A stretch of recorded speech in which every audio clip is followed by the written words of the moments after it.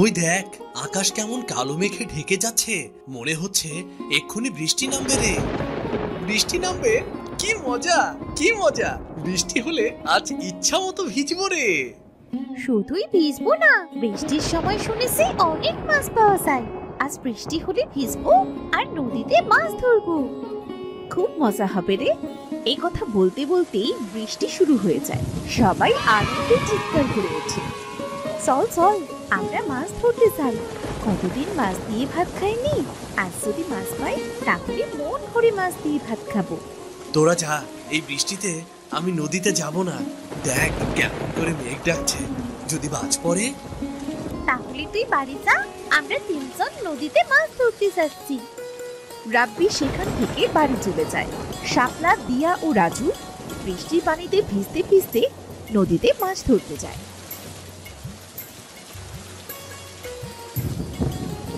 তারা অনেকগুলো মাছ পায়, সেগুলো নিয়ে যে যার বাড়ি ফিরে যায়।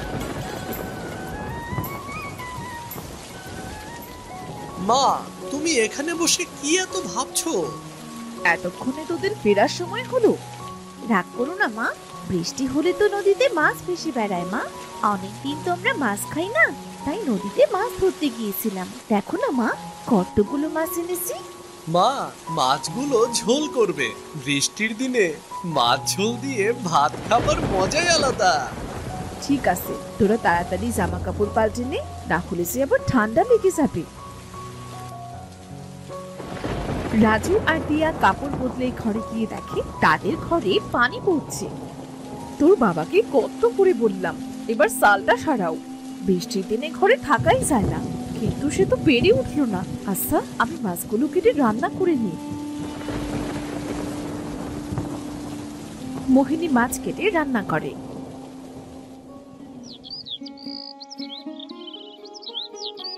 পরদিন রোদ উঠে, গ্রামের অনেক মানুষ তাদের বাড়ির চাল ঠিক করে।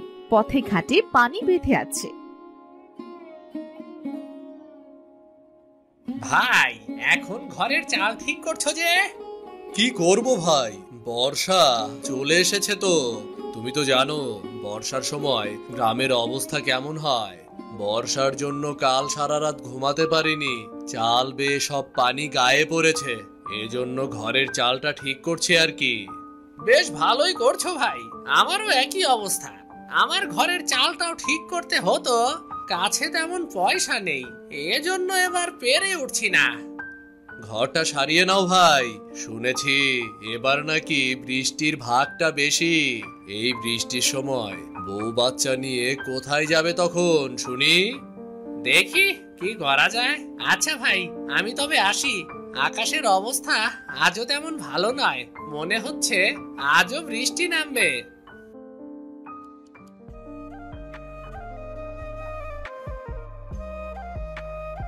বলি, ও মহেশ ভাই, মাঠে তো সব কাদা, তা গরু নিয়ে যাচ্ছ কোথায় তবে? মাঠে যাচ্ছি ভাবি, যেখানে একটু শুকনো পাবো সেখানে একটু গরুটাকে খাইয়ে আনতে যাচ্ছি। বাড়িতে গরুর খাবারের বড্ড অভাব গো। আচ্ছা, আমি আসি তবে। এই বলে মহেশ গরু নিয়ে সেখান থেকে মাঠে চলে যায়। অন্যদিকে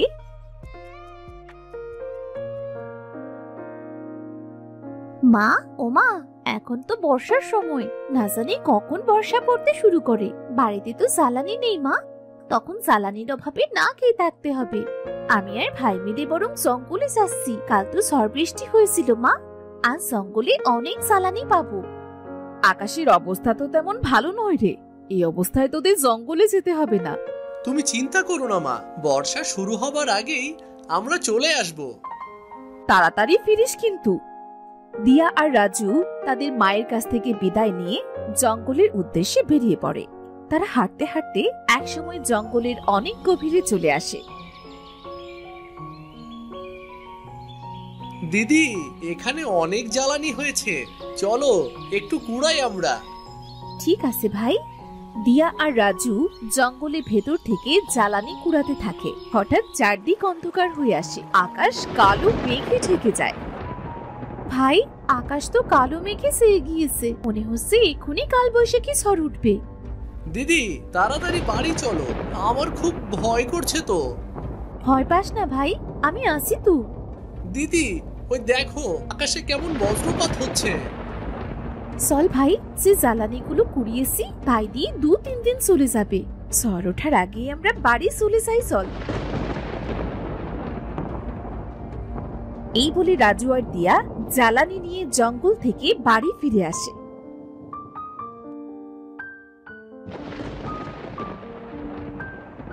তোরা এসেছিস? আমি তো চিন্তায় মরে যাচ্ছিলাম। যে মেঘ করেছে, মনে হচ্ছে এখনই কালবৈশাখী ঝড় উঠবে। এজন্যই তো তাড়াতাড়ি বাড়ি ফিরে এসেছি মা। তা বেশ করেছিস। এখন হাত মুখ ধুয়ে 2 ভাই বোন দুটো খেয়ে নে দেখি। কাল একটা করে রুটি খেয়েছিলি, আজ যে এখনো পেটে একটি দানাও পড়েনি। ঠিক আছে মা। তারা হাত মুখ ধুয়ে খেতে বসে। এমন সময় প্রচুর বেগে ঝড় ওঠে। বলতে না বলতেই ঝড় শুরু হয়ে গেল। বর্ষার দিনে এই গ্রামে কোনো কাজই থাকে না। না জানি এবার কতদিন না খেয়ে থাকতে হয়। গ্রামে একবার বর্ষা শুরু হলে আমার তো আর নাম গন্ধটি থাকে না।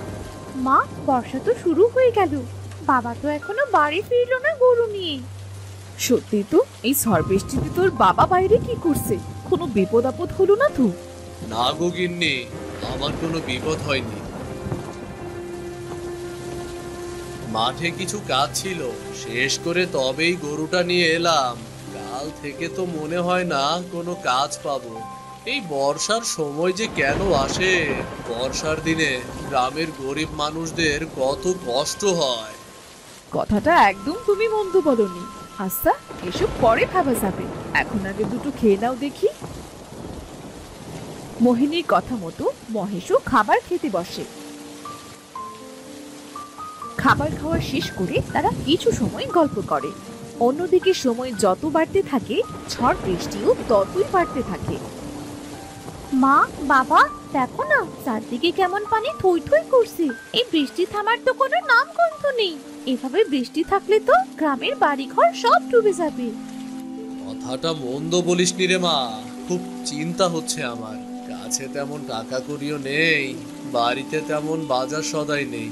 বর্ষার দিনগুলো যে কি করে পার করব কে জানে রে।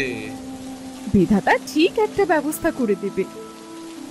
ও, বৃষ্টির জন্য তো গ্রামের অবস্থা খুব খারাপ। বৃষ্টির পানিতে তো হাঁটু সমান পানি উঠে গিয়েছে। কি করব বলো তো? পুকুর, নদী, খাল, বিল পানিতে থই থই করছে গো। বাবা, দেখো গ্রামের মানুষ কোথায় যেন যাচ্ছে। তাই তো দেখছি, কেউ নৌকায়, কেউ বা কলায় ভেলা বানিয়ে যাচ্ছে। কোথায় যাচ্ছে সবাই জিজ্ঞাসা করে দেখি তো। ও শামীম ভাই, ও বাচ্চা নিয়ে চললে কোথায়? ভাই, গ্রাম থেকে অনেক মানুষের ঘর ডুবে গিয়েছে। আমাদের ঘরে অনেকটা পানি ঢুকে গিয়েছে রে।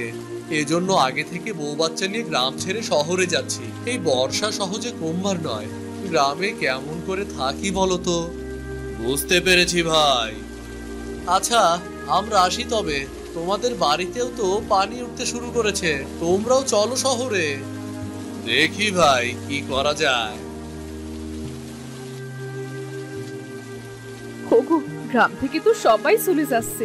আমরা কি করব? ছেলে মেয়ে দুটোকে নিয়ে আমরা কোথায় যাব? বাবা, মা, চলো না আমরা অন্যদের মতো শহরে চলে যাই। শহরে সবকিছুর অনেক বেশি দাম। তাছাড়া সেখানে যে থাকবো কোথায় আমরা? তাহলে এখন আমরা কি করব? বিধাতা, তুমি আমাদের একটা ব্যবস্থা করে দাও। এই বর্ষা এবার কমিয়ে দাও। বর্ষার জন্য গ্রামটা যে জনশূন্য হয়ে যাবে। এভাবে আরো 2 দিন কেটে যায়। বৃষ্টি পানিতে গ্রামের অনেক বাড়ি ডুবে যায়।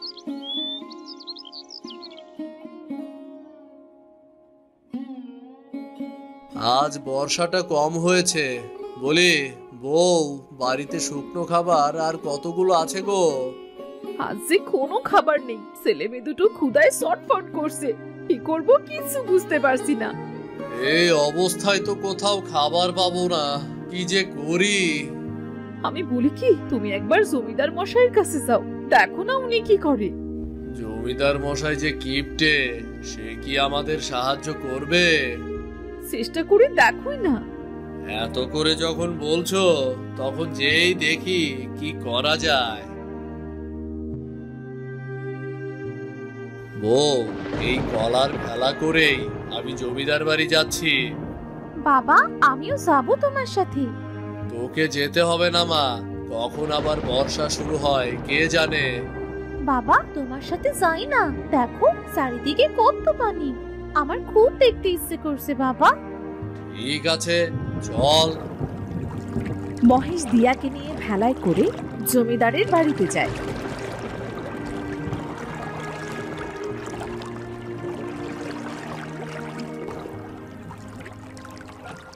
জমিদার মশাই, আপনি যদি সাহায্য না করেন তাহলে কোথায় যাব আমরা? চারদিকে পানিতে ভরপুর, কোথাও কোনো কাজ নেই। এ অবস্থায় কি খেয়ে বাঁচবো বলুন? তোমার মতো অনেকেই আসছে আমার কাছে, তোমার জন্য আমি কি করতে পারি সেটা বলো। জমিদার মশাই, আজ 4-5 দিন ভাতের দানাও চোখে দেখিনি। বাড়িতে কিছু শুকনো খাবার ছিল, সেটাও কাল ফুরিয়ে গিয়েছে। এজন্য আপনার কাছে এলাম। আপনি যদি কিছুদিনের খাবার দিতেন তাহলে বড্ড উপকার হতো। সবাইকে যদি আমি খাবার দিয়ে সাহায্য করি তাহলে তো আমারই কপালে খাবার জুটবে না। তোমাকে আমি সাহায্য করতে পারবো না বাপু। জমিদার মশাই, বর্ষার দিন শেষ হলেই আপনার খাবারের টাকা আমি শোধ করে দেব। এই চিরাগুলো দিয়ে আজকের দিন চলে যাবে, এটা নিয়ে ফিরে যাও। এর বেশি আমি তোমাকে সাহায্য করতে পারবো না। মহেশ আর কিছু না বলে জমিদারের দেওয়া চিরা নিয়ে বাড়ির পথে রওনা হয়। মহেশ আর দিয়া যখন বাড়ি ফিরছিল তখন তারা একটা বুড়িকে পানিতে ডুবে থাকতে দেখতে পায়। বাবা, বাবা, ওই দেখো কে যেন পানিতে ডুবে যাচ্ছে। আমাদের লোকটাকে বাঁচানো উচিত বাবা। আরে, ওটা তো একটা বুড়ি মনে হচ্ছে।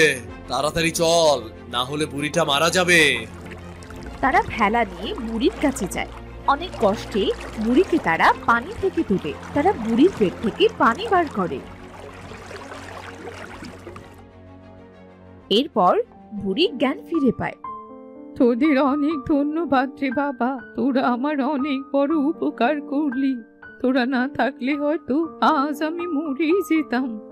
ধন্যবাদ কেন দিচ্ছ বুড়িমা? তুমি পানিতে ডুবে যাবে এটা আমরা কি দেখতে পারি বলো? বাবা, আজ 2 দিন ধরে কিছু খাইনি, আমায় কিছু খেতে দিবি? ক্ষুধার কষ্ট যে আমি আর সইতে পারছি না বাবা। ঠাকুমা, আমরাও যে না খেয়ে আসি সেজন্য জমিদার মশাইয়ের কাছে গিয়েছিলাম, কিন্তু জমিদার মশাই কটা চিড়ে দিয়ে আমাদের পাঠিয়ে দিল। আমাদের কাছে সেই চিড়েটুকুই আছে। তুমি কি চিড়ে খাবে? আমার ওই চিড়ে দিয়েই চলবে রে মেয়ে। এই নাও বুড়িমা, চিড়াগুলো বরং তুমিই খাও তবে। মহেশের হাত থেকে চিরাগুলো দেখে বুড়ি খপ করে সেগুলো নিয়ে খেতে শুরু করে। ঠাকুমা, ঠাকুমা, আস্তে খাও, তোমার গলায় বেঁধে যাবে তো। আমার কিছু হবে না রে মেয়ে। বুড়ি চিড়েগুলো খাওয়া শেষ হতেই বুড়ি একটা পরীতে পরিণত হয়। এ কি, কে আপনি? বুড়ি থেকে এমন সুন্দরী হলেন কেমন করে? আপনি যেই হন না কেন আমাদের ছেড়ে দিন, আমাদের কিন্তু মারবেন না। ভয় পেও না তোমরা, আমি পড়ি। তোমরা আমায় সাহায্য করেছো, আমি তোমাদের কি করে ক্ষতি করি বলো তো? আপনি পড়ি? আমি শুনেছি পরীরা নাকি খুব ভালো হয়, তবে আপনি অমন বুড়ি সেজেছিলেন কেন? আমি সব বলছি, আগে তোমরা ভেলা থেকে নেমে ওখানে চলো। দেখো ওখানে কোনো পানি নেই। ঠিক আছে। শোনো, আমি আর আমার সাথী পৃথিবীতে খেলা করছিলাম, তখন এক জাদুকর আমায় দেখে ফেলে আর সে আমাদের তাড়া করতে শুরু করে। অনেক কষ্টে জাদুকরের চোখ এড়িয়ে আমি এই গ্রামে এসে পড়ি। এসে দেখি এই গ্রামে এখন বর্ষার দিন, খুব খারাপ অবস্থা। তারপর কি হলো? তারপর আমি পরিরাজ্যে ফিরে যাবার জন্য রওনা দিই। উঠতে উঠতে পানির ভেতর পড়ে যাই, আর ওখানে চোরাবাড়ি থাকায় আমি উঠতেই পারছিলাম না। তাই বুড়ির রূপ নিই, যাতে আমায় কেউ সাহায্য করে। আর তার পরের ঘটনা সে তো তোমরা জানোই। বুঝতে পেরেছি পরি, আপনাকে সাহায্য করতে পেরে আমাদের অনেক ভালো লেগেছে। আমি তোমাদের উপহার দিতে চাই আমার জীবন বাঁচানোর জন্য। বলো বলো কি চাই তোমাদের? উপহার যদি দিতেই হয় তাহলে গ্রামের সকলের জন্য দিন পরি। আমাদের মতো গ্রামে আরো অনেক মানুষ আছে যারা ঠিক করে খেতেও পায় না, যাদের বাড়ি ঘরে বন্যায় নষ্ট হয়ে গিয়েছে, ঝড় বৃষ্টিতে সবার বাড়ির চাল গিয়ে পানিতে পড়েছে। জানেন, আমরা অনেক কষ্টে থাকি। আমরা এই গ্রামের মানুষ বর্ষার দিনে খুব কষ্টে থাকি। তুমি এই পাখিটা রাখো। এই পাখি প্রতি রাতে একটা করে সোনার মোহর দেবে, আর এগুলো তোমরা এক একজনের বাড়ি গিয়ে দিয়ে আসবে। যতদিন না গ্রামের মানুষের উন্নতি হচ্ছে ঠিক ততদিন এই জাদুর পাখিটা তোমাদের সকলের অভাব দূর করে দেবে। ধন্যবাদ পরি আপনাকে। আর একটা কথা, এই গ্রামে এখন থেকে যতই ঝড় হোক, বর্ষা হোক বা বন্যা হোক, কখনোই গ্রাম ডুবে যাবে না। বর্ষা শেষ না হতে যতটুকু গ্রামের মানুষের পানি প্রয়োজন ততটুকু ছাড়া, আর বাকি পানিগুলো শুকিয়ে যাবে। আপনি খুব ভালো পরি। তোমরাও খুব ভালো। তোমরা নিজেদের কথা না ভেবে পুরো গ্রামের কথা ভেবেছো। আচ্ছা, আমি আসি তবে। এই বলে পরি দিয়া ও মহেশের কাছ থেকে বিদায় নিয়ে পরি রাজ্যে চলে যায়। মহেশ ও দিয়া পরির দেওয়া পাখিটা নিয়ে বাড়ি চলে আসে। এই পাখিটা পরি আমাদের উপহার দিয়েছে। পরি পেলি কোথায়? তোদের কথা তো আমি কিছুই বুঝতে পারছি না। শোনো তবে।